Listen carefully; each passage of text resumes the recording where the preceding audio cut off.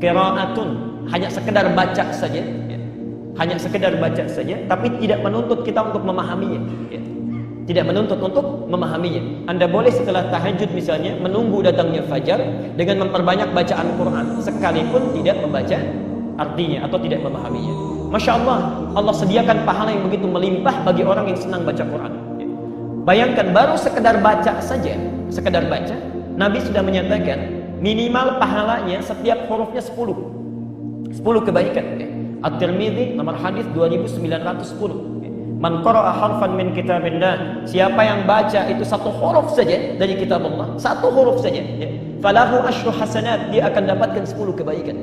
Walam aqul alif lam mim harfun, saya tidak mengatakan alif lam mim itu satu huruf, walakin alifun harfun, tapi alif satu huruf, lamun harfun, lam satu huruf, mimun harfun, mimnya satu huruf, walikulli harfin asyru hasanat, dan setiap hurufnya itu mendapatkan 10 kebaikan. Jadi kalau antum baca alif lam mim saja, sudah berapa didapatkan? 30, itu baru baca, belum memahami artinya. Masya Allah, baru baca saja. Dan berita baiknya, kalau ada orang berkata, ya Rasulullah, kalau saya masih belajar, masih terbata-bata bacaannya, hurufnya mengejanya masih susah, Masya Allah, hadisnya di kitab yang sama, nomor hadis 2920. Walladhi yatata'ta', adapun orang yang terbata-bata saat dia mulai belajar membaca, wa huwa syaqqun 'alaihi, sudah terbata-bata, sulit mengeja hurufnya. Orang lain mengucapkan misalnya a'udzu, dia sulit mengucapkannya a'udzu. Masya Allah, falahu ajran, kata Nabi, orang ini minimal dapat 2 kali pahala orang yang lancar. 2 kali pahala, Masya Allah. Kalau tadi alif lam mim, yang lancar dapat berapa? 30. Yang nggak lancar misalnya dia ulang alif lam mim, dia ulang lagi alif lam mim, minimal dapat berapa? 60. Ustaz, kalau begitu saya nggak lancar aja bacanya, ya. Itu keliru, ya. Insya Allah.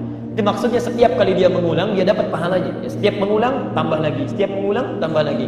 Jadi ibu dan bapak sekalian, kalau Nabi sudah menawarkan, antum nggak lancar saja, pahala dilipat gandakan. Pahala sudah digandakan, kebaikan diliputkan, belum tersentuh juga. Berapa lama lagi waktu yang dibutuhkan untuk memotivasi kita mau baca Quran? Ya.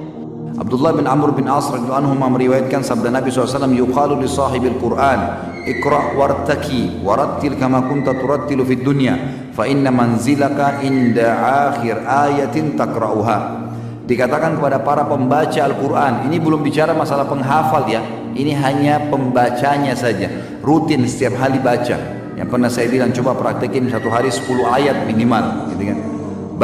Baca ayat tersebut. Yang sering membaca Al-Quran terus menghatam, diulangi lagi, menghatam, diulangi lagi, terus begitu, maka nanti hari kiamat disuruh dia membaca pada saat sudah berada di depan pintu surga. Dikatakan kepada para pembaca, bacalah dan naiklah, suruh tinggikan derajatnya. Lalu bacalah dengan tartil, pelan-pelan, sebagaimana kau mentartilnya semasa di dunia. Sesungguhnya kedudukanmu terletak pada akhir ayat yang kamu baca. Kata ulama hadis, ini berhubungan dengan hadis yang lain.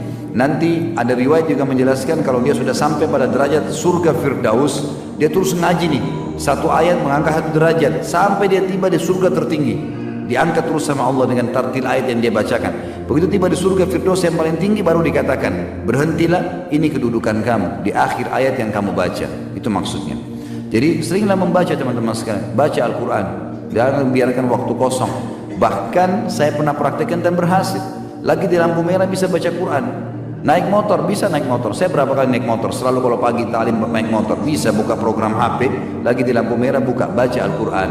Coba bayangkan kalau 5 lampu merah, 1 lampu merah bisa baca 5 ayat. Berapa ayat antum baca? 25 ayat. Kalau 7 lampu merah, kalau 10 lampu merah, setiap mampir tuh. Ya, itu maka bisa. Daripada kita duduk lihat helmnya orang warna apa, mobil warna apa, lihat bajunya, ada manfaatnya. Baca Quran akhi, ya. Baca Quran, baca sesuatu yang bermanfaat.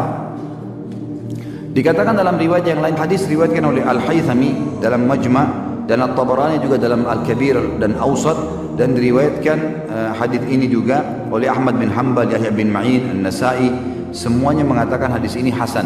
Bahwasanya Fadl bin Ubaid dan Tamim ad-Dari radhiyallahu anhuma meriwayatkan dari Nabi SAW, barang siapa membaca 10 ayat dalam semalam, Al-Quran 10 ayat dalam semalam, maka dicatat untuknya 1 kintar. 1 kintar itu nilainya lebih baik daripada dunia dan seluruh isinya. dikasih padanya 1 kintor. 1 kintor ini nanti di akhirat dia dapat, kalau dikasih dia lebih suka daripada dunia semuanya dan seluruh isinya dikasih, dengan manusianya, hewannya, segala macam hal. Pada hari kiamat Rabbmu berfirman, bacalah dan naiklah pada tiap-tiap ayat. Jadi di sini makanya riwayat ini menguatkan riwayat tadi.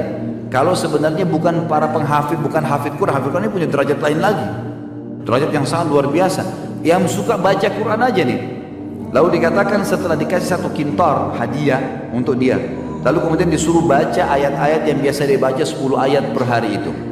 Dikatakan baca dan naiklah, pada tiap-tiap ayat naik 1 derajat hingga berakhir pada akhir ayat yang dibacanya.